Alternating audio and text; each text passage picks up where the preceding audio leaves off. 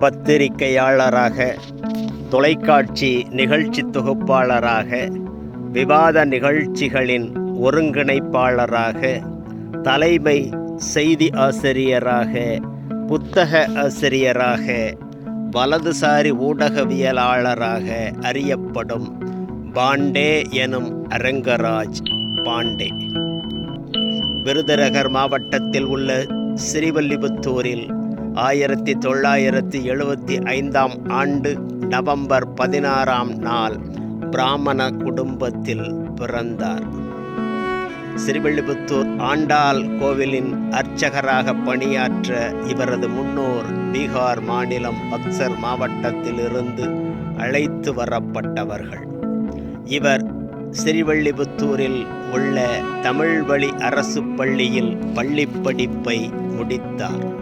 மதுரை காமராஜர் பல்கலைக்கழகத்தில் தமிழ் இலக்கியத்தில் முதுகலை பட்டம் பெற்றார்.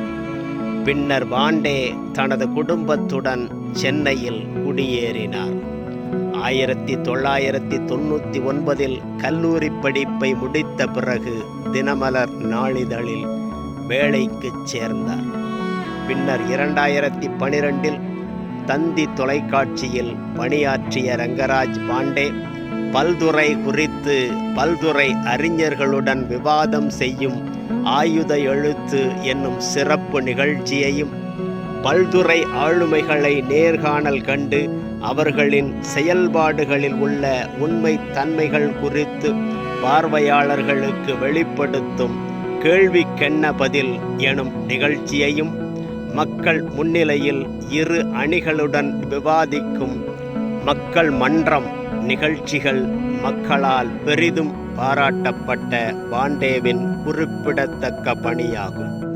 இவர் டிவி நிகழ்ச்சியோடு மட்டுமல்லாமல் கல்வி நிலையங்கள் மற்றும் பொது மேடைகளில் பேச்சாளராகவும் கலந்து கொள்கிறார்.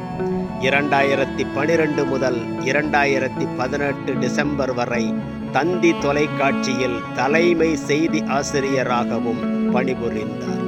2018 ஆண்டு சிறந்த தொகுப்பாளருக்கான விருது பெற்றவர்.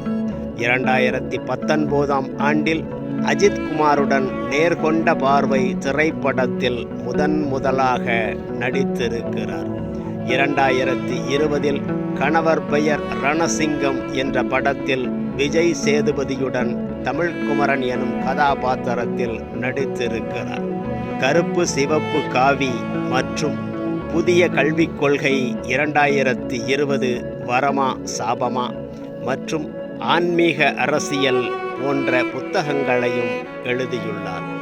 தற்சமயம் 1.53 மில்லியன் சப்ஸ்கிரைபர்கள் உள்ள சாணக்கியா என்னும் யூடியூப் செய்தி சேனலின் நிறுவனர் மற்றும் நிர்வாக இயக்குனராக இருக்கிறார்.